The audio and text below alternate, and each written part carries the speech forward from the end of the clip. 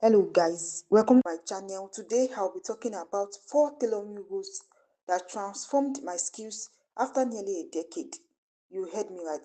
4 tailoring rules that transformed my skills. I will tell you in this video. Many people struggle to get better at tailoring and feel stuck without making real progress. They say you will improve with time, but the truth is, without the right principles, you may never see the real results. After close to 10 years of experience, these tailoring rules completely changed my work and they can help you too. If it is something you are interested in, sit down, relax, and watch this video to the end.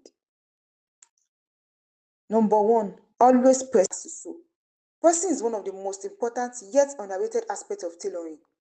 Press before you sew your pockets, blankets, cuffs, and other parts that need shaping should always be pressed before stitching. Press while sewing. For example, after joining your shoulders, press down the seams to make them look flat. This helps your seam straighter and achieve a neater finishing. Press after sewing. Pressing your finished garment makes a huge difference in its appearance.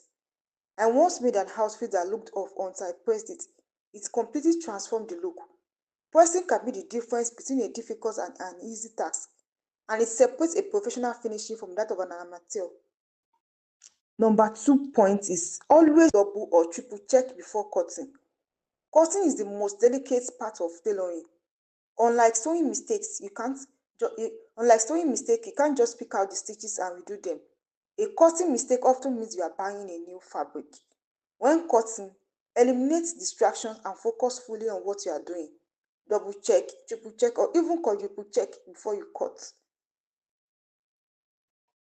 Number 3 point is properly finish all edges of your fabric. A garment should look as good on the inside as it does on the outside.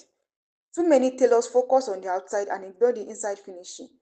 Untidy raw edges, loose threads, and frayed fabrics lower the quality of your work. Instead, overlock your raw edges before or after sewing. Use French seams for button-down shirts.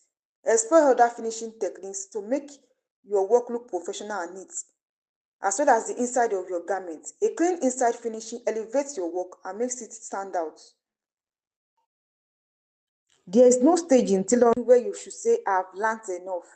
There are always new techniques, styles, and methods emerging every day.